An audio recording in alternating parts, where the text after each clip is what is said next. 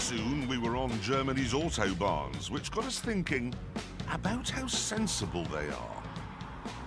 And here we are, on the autobahn. No speed limits. Is it chaos? No. If you remove the speed limits, people don't all suddenly drive into bridge supports at 200 miles an hour. We're not that stupid. Just as if you leave the gate unlocked at the lion enclosure at a safari park, we don't all run in and have a picnic. In the last 15 years, Britain's economy has grown by 58%, whereas Germany's has grown by 102%. And that's because we're all doing 20 miles an hour and they're doing 200. Speed is good for business, and it saves lives as well.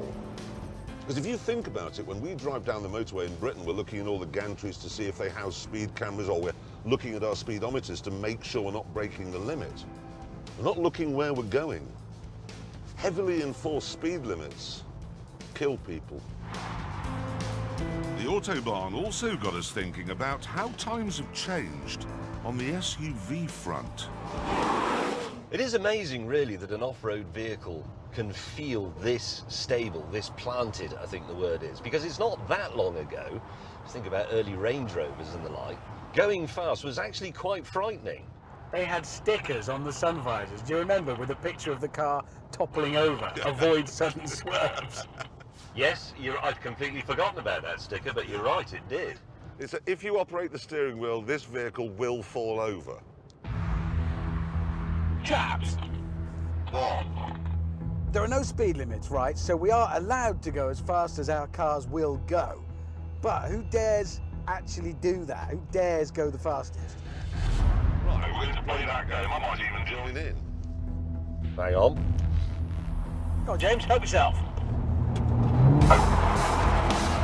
There you go, 187, top speed.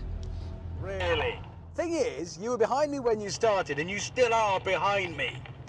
I did 190. Oh, for God's sake, you didn't. That's faster than your car will go. In order to put a stop to this nonsense, I made us pull in at the next service station. Right, small cameras. We fix these to the dash where they can see the speedo, and then there's no cheating. Why have you got a dog? I shall show you. Follow me.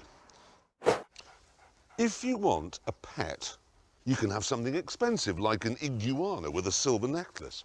Or you can have something cheap like an ant. What ant? That ant. Or you can use your common sense and have a Labrador.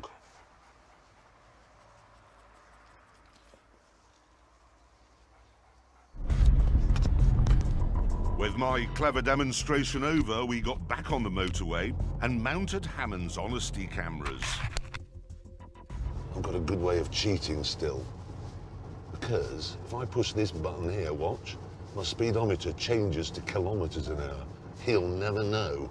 And Jeremy, while you're setting your camera up, don't think about changing your display to kilometres an hour so you get a bigger number.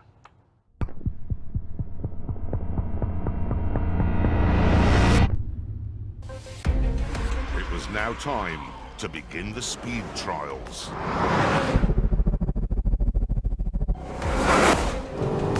Here we go, going for a big one. Into a world of speed and glory. Come on, Audi, you must be able to see me. Come on, come on, come on. Out of the way, and you in the Audi, come on. As the traffic eased, Hammond was knocking on the door of 150 miles an hour. That's 148. 49. And I too was getting close. 150 coming up. 150 any minute now. Come on, stretch it, stretch it, stretch it, stretch it, stretch it. Sadly, it was hard to say how fast James was going because he's an imbecile.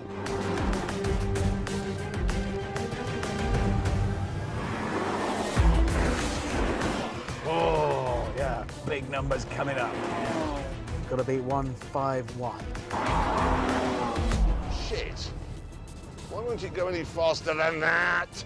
Come on! Why won't you go any faster than 148?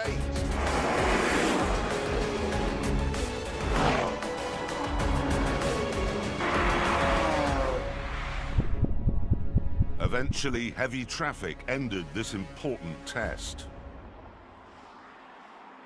Right, as we are in a traffic jam, I may as well give you the results of Who Dares Wins. Richard Hammond, 155 miles an hour. I maxed the Range Rover at 149, and James May, because he's a blithering idiot, 6,000 RPM.